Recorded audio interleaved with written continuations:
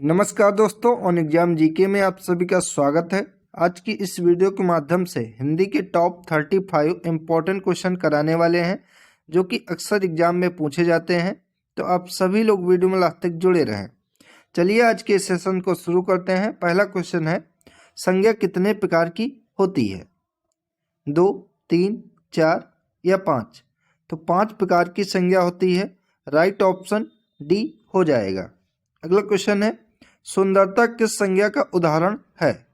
व्यक्तिवाचक, जातिवाचक, भाववाचक या समूहवाचक? तो समूहवाचक संज्ञा नहीं है, ये जातिवाचक भी नहीं है, व्यक्तिवाचक भी नहीं है।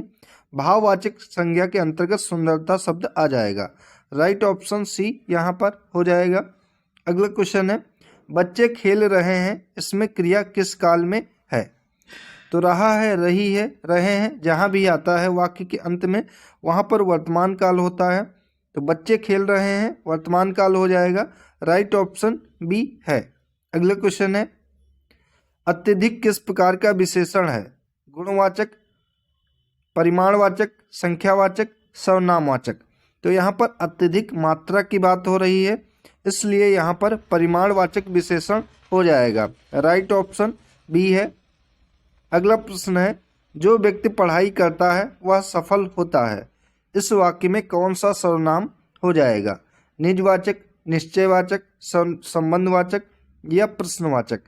तो जो व्यक्ति पढ़ाई करता है वह सफल होता है, यहाँ पर संबंधवाचक सर्वनाम हो जाएगा। राइट ऑप्शन सी है। अगला क्वेश्चन है, अकिंचन शब्द का सही अर्थ क्या होता है? तो निर्धन होता है। राइट ऑप्शन ए यहाँ पर हो जाएगा। अकिंचन शब्द का सही अर्थ निर्धन हो जाएगा। अगला प्रश्न है, जिसका कोई शत्रु ना हो उसके लिए एक शब्द क्या हो जाएगा? निर्जीव, अजात शत्रु, निर्लज्ज, परोपकारी? तो जिसका कोई भी शत्रु ना हो उसके लिए एक शब्द अजात शत्रु हो जाएगा। राइट ऑप्शन बी है। अगला प्रश्न है, नभ का पर्यायवाची शब्द इनमें से कौन सा नहीं है? तो आकाश, गगन, व्योम, ये तीनों नभ के पर्यायवाची शब्द हैं, लेकिन धरती जो कि नभ के विपरीत है, इसलिए ये इसका पर्यायवाची शब्द नहीं है। सही ऑप्शन सी है। अगला क्वेश्चन है, चंद्रमा के लिए प्रयुक्त विशेषण क्या हो जाएगा? तो इनमें से चंद्रमा के लिए प्रयुक्त उचित विशेषण जो कि शशांक होगा। राइट ऑप्शन सी है। अगला प्रश्न है, महक का विलोम शब्द क्या होगा? तो सुगंध, खुशबू, गंध, ये तीनों एक ही हैं, लेकिन दुर्गंध जो कि महक का विलोम शब्द होगा। राइट ऑप्शन बी है। अगला प्रश्न है, नाक कटना का सही अर्थ क्या होना? तो नाक कटना का सही अर्थ हो जाएगा अपमानित होना। राइट ऑप्शन बी है।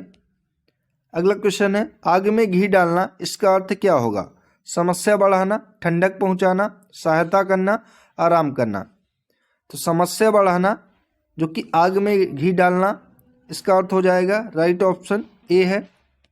अगला प्रश्न है, धीरे धीरे रावण मंदिर जाता है, इसका अर्थ क्या हो जाएगा? तो धीरे धीरे रावण मंदिर जाता है यानी धीरे धीरे ज्ञान बढ़ता है। सही जवाब ऑप्शन नंबर ए है। अगला प्रश्न है, घर का भेदी लंका ढाए, इसका अर्थ क्या हो जाएगा?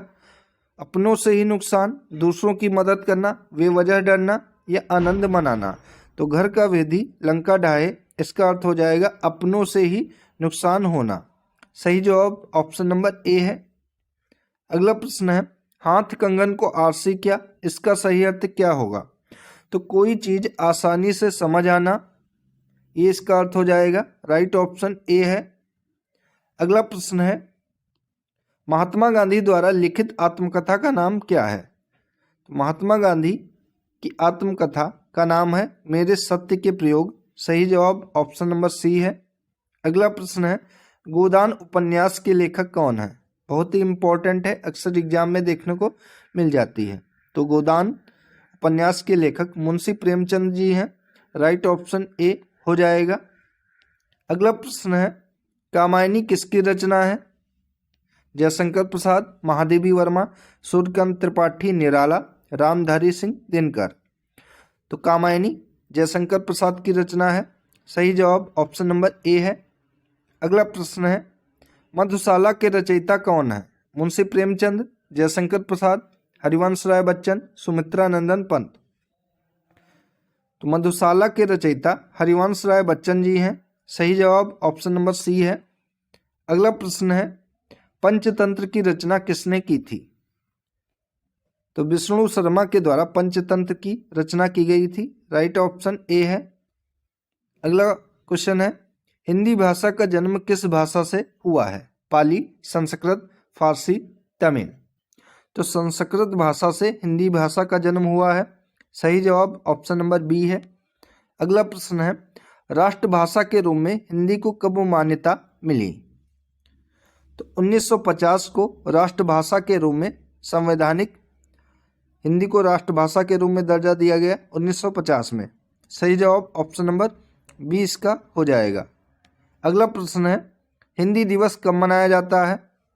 तो हर साल 14 सितंबर के दिन हिंदी दिवस मनाया जाता है। सही जवाब ऑप्शन नंबर सी यहाँ पर हो जाएगा, क्योंकि इसी के दिन 14 सितंबर 1949 को हिंदी को राजभाषा का दर्जा दिया गया था और 1950 में हिंदी को संवैधानिक राजभाषा का दर्जा मिला। ये ध्यान रखेंगे। अगला प्रश्न है, देवनागरी लिपि में कुल कितने वर्ण होते हैं? तो कुल 52 वर्ण होते हैं देवनागरी लिपि में। राइट ऑप्शन बी होगा। अगला प्रश्न है, भारत में कितनी भाषाओं को संवैधानिक मान्यता प्राप्त है? तो भारतीय संविधान में कुल 22 भाषाओं को संवैधानिक मान्यता प्राप्त है। सही जवाब ऑप्शन नंबर बी है। अगला प्रश्न है, अंग्रेजी शब्द हिंदी में किस प्रकार से आया है? तत्सम, तद्भव, देशज या विदेशी। तो विदेशी शब्द से अंग्रेजी शब्द आया है। सही जवाब ऑप्शन नंबर डी है। अगला प्रश्न है, चाय शब्द किस भाषा से लिया गया है? तो चाय शब्द जो कि चीनी भाषा से लिया गया है। सही जवाब ऑप्शन नंबर बी है। हिंदी का पहला समाचार पत्र कौन सा था? आज, उदंत, मार्तंड, दैनिक जागरण, नवभारत टाइम।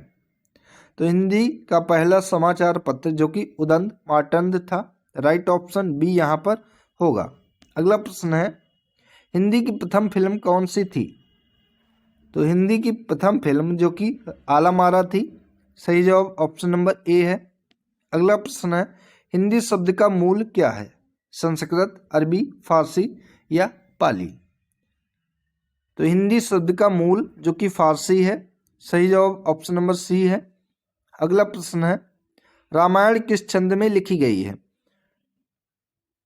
तो रामायण की रचना चौपाई में की गई है। सही जवाब ऑप्शन नंबर बी है।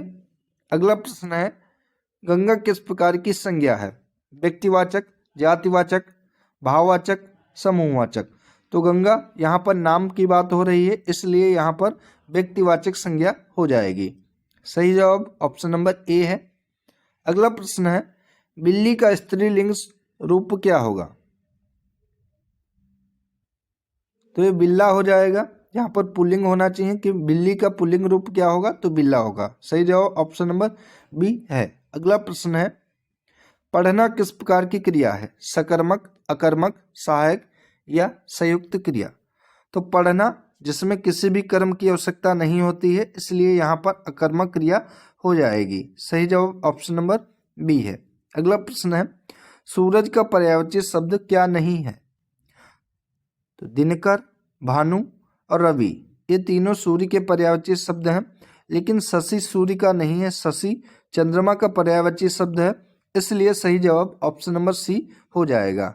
ठीक है, तो साथियों ये थी आज की महत्वपूर्ण हिंदी की वीडियो अगर आप सभी को अच्छी लगी हो तो इसको ज़्यादा से ज़्यादा शेयर करें और चैनल को सब्सक्राइब करके बेल आइकन को जरूर दबा लें, ताकि इस तरीके की इंपॉर्टेंट वीडियो आपको मिलती रहे। धन्यवाद साथियों।